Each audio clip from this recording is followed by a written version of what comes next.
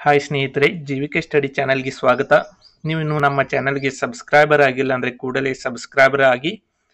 ಇವತ್ತು ಫೆಬ್ರವರಿ 17ರಿಂದ 20ರವರೆಗೆ ಪ್ರಮುಖವಾದ ಪ್ರಚಲಿತ ಘಟನೆಗಳು. ಮೊದಲನೇ ಪ್ರಶ್ನೆ, ಇಸ್ರೇಲ್ ಮೇಲೆ ದಾಳಿ ನಡೆಸುತ್ತಿರುವ ಹೆಜ್ಬುಲ್ಲಾ ಸಂಘಟನೆ ಯಾವ ದೇಶದಲ್ಲಿದೆ? ಸರಿಯಾದ ಉತ್ತರ ಆಪ್ಷನ್ ಎ, ಲೆಬನಾನ್. ಲೆಬನಾನ್ ದೇಶದಲ್ಲಿ ತನ್ನ ನೆಲೆ ಹೊಂದಿರುವ ಹೆಜ್ಬುಲ್ಲಾ ಸಂಘಟನೆ ಇತ್ತೀಚೆಗೆ ಇಸ್ರೇಲ್ ಮೇಲೆ ದಾಳಿ ನಡೆಸಿತು. ಇದಕ್ಕೆ ಪ್ರತಿಯಾಗಿ ಇಸ್ರೇಲ್ ದಾಳಿ ನಡೆಸಿತು. ಹೆಜ್ಬುಲ್ಲಾ ಎಂಬುದು ಶಿಯಾ ಪಂಥದ ತೀವ್ರವಾದಿ ಸಂಘಟನೆಯಾಗಿದ್ದು, ಇದು ಇರಾನ್ನ ಕೈಗೊಂಬೆಯಾಗಿದೆ. ಇರಾನ್ ದೇಶ ಹೌತಿ ಸಂಘಟನೆ, ಹಮಾಸ್ ಸಂಘಟನೆ ಹಾಗೂ ಹೆಜ್ಬುಲ್ಲಾ ಸಂಘಟನೆಗಳನ್ನು ಕೈಗೊಂಬೆಯಾಗಿ ಮಾಡಿಕೊಂಡು ತನ್ನ ವೈರಿಗಳ ಮೇಲೆ ದಾಳಿ ನಡೆಸುತ್ತದೆ. ಇತ್ತೀಚೆಗೆ ಹೆಜ್ಬುಲ್ಲಾದ ಮುಖ್ಯಸ್ಥರಾದ ನಸ್ರಲ್ಲಾ ಇಸ್ರೇಲಿ ಪಡೆಗಳು ನಸ್ರಲ್ಲಾನನ್ನು ಹತ್ಯೆಗೈದಿದ್ದರು. ನೆಕ್ಸ್ಟ್ ಕ್ವಶನ್, ಭಾರತ ಬಯೋಟೆಕ್ ಹೆಲ್ಕೋಲ್ BBV131 ಲಸಿಕೆಯ ಪ್ರಾಥಮಿಕ ಉದ್ದೇಶವೇನು? ಸರಿಯಾದ ಉತ್ತರ ಆಪ್ಷನ್ ಸಿ, ಕಾಲರಾವನ್ನು ಎದುರಿಸಲು. ಇದು ಹೆಲ್ಕೋಲ್ BBV131 ಇದು ಭಾರತ ಬಯೋಟೆಕ್ ಹಿಲ್ಮನ್ ಲ್ಯಾಬ್ಸನ್ ಸಹಭಾಗಿತ್ವದಲ್ಲಿ ಅಭಿವೃದ್ಧಿಪಡಿಸಲಾದ ಮೌಖಿಕ ಕಾಲರಾ ಲಸಿಕೆಯಾಗಿದೆ.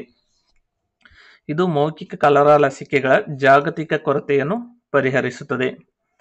ಇದು ವಿಬ್ರಿಯೋ ಕಾಲರಾ ಬ್ಯಾಕ್ಟೀರಿಯಂನಿಂದ ಉಂಟಾಗುವ ತೀವ್ರವಾದ ಅತಿಸಾರ ಕಾಯಿಲೆಯಾದ ಕಾಲರಾವನ್ನು ತಡೆಗಟ್ಟುವ ಗುರಿಯನ್ನು ಹೊಂದಿದೆ.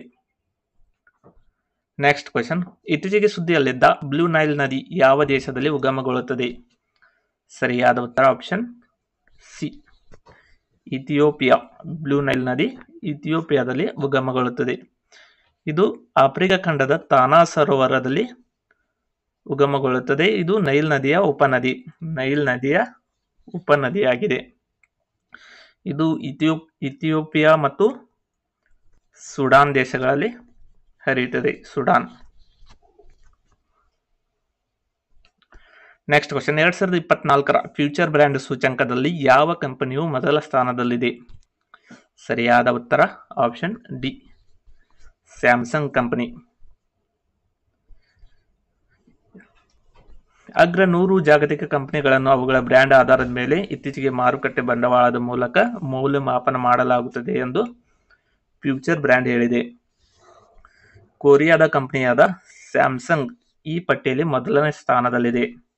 ನೆಕ್ಸ್ಟ್, ರಿಲಯನ್ಸ್ ಸ್ಥಾನ 2023ರಲ್ಲಿ 13ನೇ ಸ್ಥಾನದಲ್ಲಿತ್ತು, ಆದರೆ ಈ ಪಟ್ಟಿಯಲ್ಲಿ 2ನೇ ಸ್ಥಾನದಲ್ಲಿ ಪಡೆದಿದೆ. ಈ ಪಟ್ಟಿಯಲ್ಲಿ ಏಕೈಕ ಭಾರತೀಯ ಕಂಪನಿ ಯಾವುದಪ್ಪ ಅಂದರೆ ರಿಲಯನ್ಸ್. ನೆಕ್ಸ್ಟ್ ಕ್ವಶನ್, ಏಷ್ಯಾ ಮಿಶ್ರ ತಂಡ ಬ್ಯಾಡ್ಮಿಂಟನ್ ಚಾಂಪಿಯನ್ಶಿಪ್ 2025ರ ಪ್ರಶಸ್ತಿಯನ್ನು ಯಾವ ದೇಶ ಗೆದ್ದಿದೆ? ಸರಿಯಾದ ಉತ್ತರ option A, Indonesia.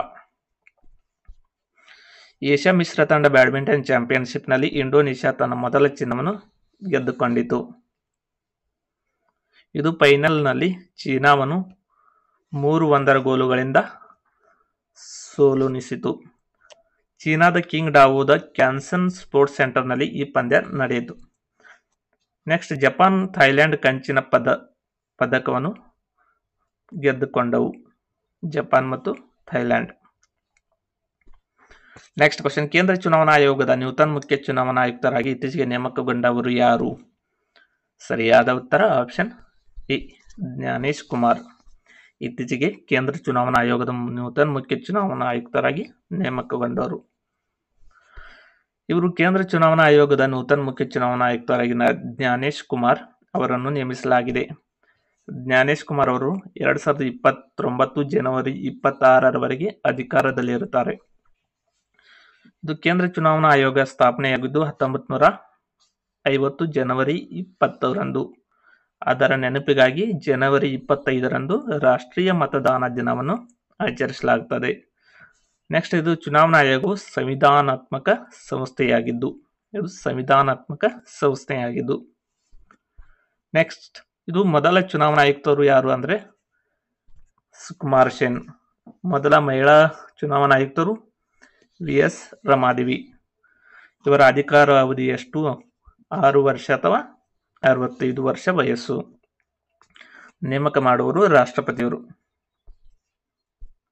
Next question, Karnataka ರಾಜ್ಯ ನೀತಿ ಮತ್ತು ಯೋಜನಾ ಆಯೋಗದ ಉಪಾಧ್ಯಕ್ಷರನ್ನಾಗಿ ಯಾರನ್ನು ನೇಮಿಸಲಾಗಿದೆ? ಸರಿಯಾದ ಉತ್ತರ ಆಪ್ಷನ್ ಸಿ, BR ಪಾಟೀಲ್. ಇದು ಕರ್ನಾಟಕ ರಾಜ್ಯ ನೀತಿ ಮತ್ತು ಯೋಜನಾ ಆಯೋಗದ ಅಧ್ಯಕ್ಷರು ಮುಖ್ಯಮಂತ್ರಿ ಆಗಿರ್ತಾರೆ. ಯಾರು? ಸಿದ್ದರಾಮಯ್ಯ ರಾಜ್ಯ ನೀತಿ ಮತ್ತು ಯೋಜನಾ ಆಯೋಗದ ಅಧ್ಯಕ್ಷರು ಆಗಿರ್ತಾರೆ.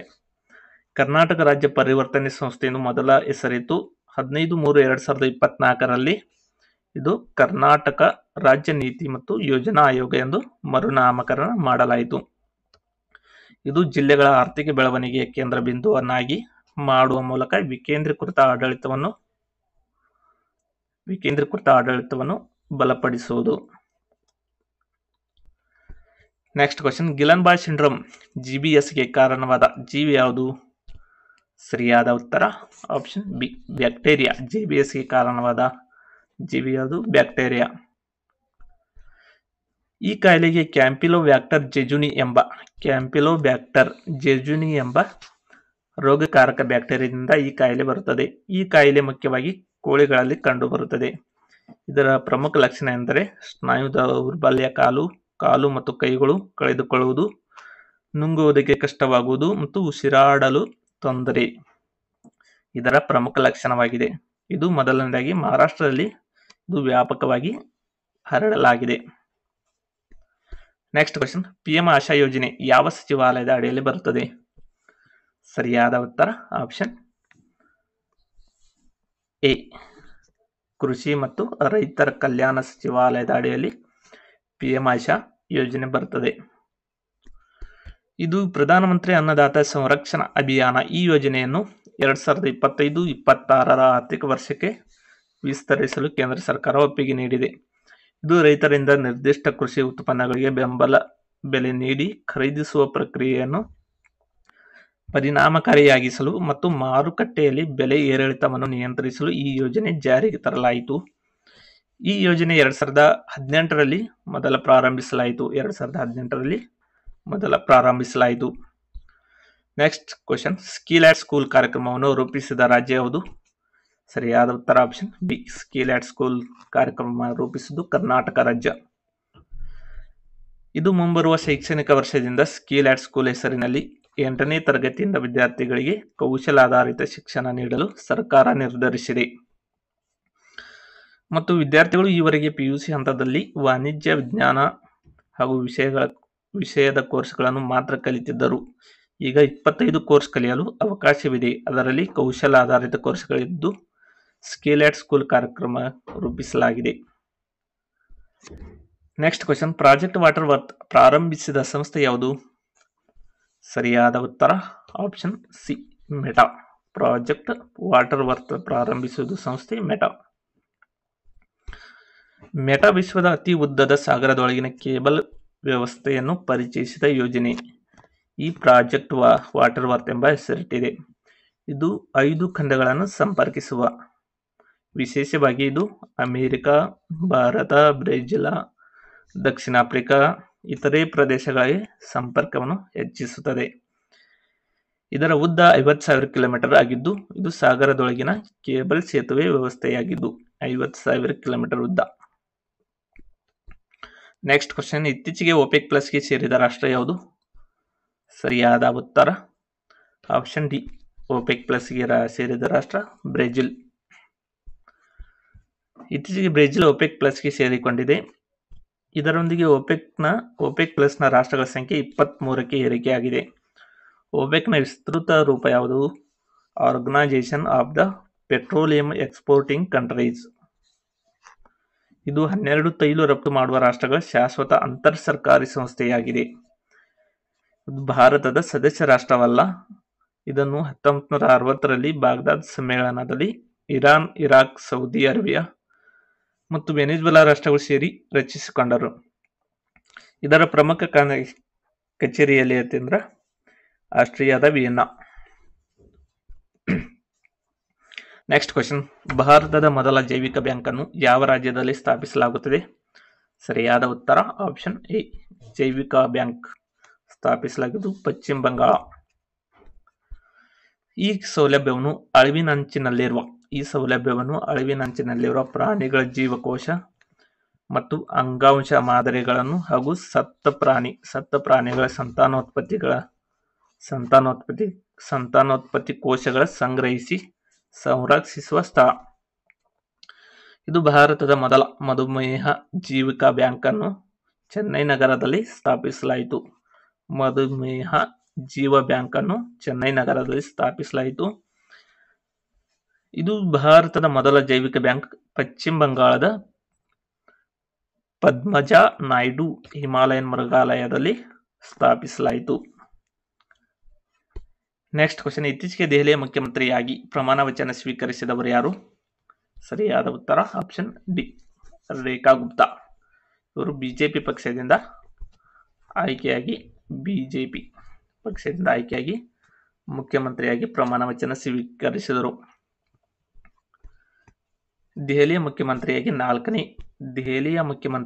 ನಾಲ್ಕನೇ ಮಹಿಳೆ. ಇವರು ಶಾಲಿಮಾರ್ ಬಾಗ್ದ ಕ್ಷೇತ್ರದ ಶಾಸಕಿ ರೇಖಾ ಗುಪ್ತಾ ಅವರು ದೆಹಲಿಯ ಮುಖ್ಯಮಂತ್ರಿಯಾಗಿ ಪ್ರಮಾಣ ವಚನ ಸ್ವೀಕರಿಸಿದರು. ಇಲ್ಲಿ ಬಿಜೆಪಿ ಪಕ್ಷ ಬಹುಮತ ಪಡೆದುಕೊಂಡು ಅಧಿಕಾರದಲ್ಲಿ ಚಾಲ್ತಿಯಲ್ಲಿದೆ. ನೆಕ್ಸ್ಟ್ ಕ್ವಶನ್, ಭಾರತೀಯ ನೌಕಾ ಅಕಾಡೆಮಿಯ ಕಮಾಂಡೆಂಟ್ ಆಗಿ ಇತ್ತೀಚೆಗೆ ಯಾರು ಅಧಿಕಾರ ವಹಿಸಿಕೊಂಡರು? ಸರಿಯಾದ ಉತ್ತರ option D, C R. Praveen Nair. Next question, ಈಗಿನ ಯಾವ ನದಿ ಪ್ರದೇಶದ ತಳಭಾಗದಲ್ಲಿ ಭಾರತದ ಪುರಾತನ ನದಿ ಸರಸ್ವತಿ ಹರಿಯುತ್ತಿತ್ತೆಂದು ಸಂಶೋಧಕರು ಅಂದಾಜಿಸಿದ್ದಾರೆ? ಸರಿಯಾದ ಉತ್ತರ ಆಪ್ಷನ್ ಸಿ, ಘಾಘರ್ ನದಿ. ಘಾಘರ್ ನದಿ ಪ್ರದೇಶದಲ್ಲಿಯೇ ಸರಸ್ವತಿ ನದಿ ಹರಿಯುತ್ತಿತ್ತೆಂದು ಅಂದಾಜಿಸಲಾಗಿದೆ. ಘಾಘರ್ ನದಿ ಈಗ ಮೊದಲಿನಂತೆ ವರ್ಷವಿಡೀ ತುಂಬಿ ಹರಿಯುತ್ತಿಲ್ಲ. ಈಗ ಮಾನ್ಸೂನ್ ನದಿಯಾಗಿ ಪರಿವರ್ತನೆಯಾಗಿದೆ. ಇದು ಕೆಲವು ತಿಂಗಳಲ್ಲಿ ಇದು ಬತ್ತುತ್ತಿದೆ. ಈ ನದಿಯ ದಂಡೆಯ ಆಸುಪಾಸಿನಲ್ಲಿ ಹರಪ್ಪ ನಾಗರಿಕತೆಯ 1500 ತಾಣಗಳ ಪೈಕಿ 2/3 ಸ್ಥಾನಗಳು ಪತ್ತೆ ಮಾಡಲಾಗಿದೆ. ಇದು ಋಗ್ವೇದದಲ್ಲಿ ಸರಸ್ವತಿ ನದಿ ಎಂದು ಉಲ್ಲೇಖವಿದೆ. ಇದು ಹಿಮಾಲಯದಲ್ಲಿ ಉಗಮವಾಗಿ ಹಿಮತಪ್ಪಲಿನ ಕೆಳಭಾಗದಲ್ಲಿ ಹರಿಯುತ್ತಿತ್ತೆಂದು ಮಾಹಿತಿಗಳಿವೆ. ಇದು ಅಹಮದಾಬಾದ್ ಫಿಸಿಕಲ್ ರಿಸರ್ಚ್ ಲ್ಯಾಬೊರೇಟರಿ ಮತ್ತು ಮುಂಬೈನ ಇಂಡಿಯನ್ ಇನ್ಸ್ಟಿಟ್ಯೂಟ್ ಆಫ್ ಟೆಕ್ನಾಲಜಿ ಸಂಶೋಧಕರು ಈ ಘಾಘರ್ ನದಿ ಪ್ರದೇಶದಲ್ಲಿ ವಿಸ್ತೃತ ಅಧ್ಯಯನ ನಡೆಸಿದ್ದಾರೆ. Grand pass bag of stories ಕೃತಿಯನ್ನು ರಚಿಸಿದವರು ಯಾರು? Grand pass bag of stories ಕೃತಿಯನ್ನು ರಚಿಸಿದವರು ಸರಿಯಾದ ಉತ್ತರ ಆಪ್ಷನ್ ಎ, ಸುಧಾಮೂರ್ತಿ. ಇವರು ರಾಜ್ಯಸಭಾ ಸದಸ್ಯೆ ಸುಧಾಮೂರ್ತಿ ಅವರು ಬರೆದಿರುವ ಗ್ರ್ಯಾಂಡ್ ಪಾಸ್ ಬ್ಯಾಗ್ ಸ್ಟೋರೀಸ್ ಕೃತಿಯನ್ನು ಇತ್ತೀಚೆಗೆ ನಟಿ ಹಾಗೂ ಲೇಖಕಿಯಾದ ಟ್ವಿಂಕಲ್ ಖನ್ನಾ ಬೆಂಗಳೂರಿನಲ್ಲಿ ಬಿಡುಗಡೆ ಮಾಡಿದರು. ಇದು ಪೆಂಗ್ವಿನ್ ಬುಕ್ಸ್ನ ಚಿನ್ನರ್ ಕಥೆಗಳ ಪ್ರಕಾಶನ ಸಂಸ್ಥೆ ಈ ಕೃತಿಯನ್ನು ಪ್ರಕಟಿಸಿದೆ.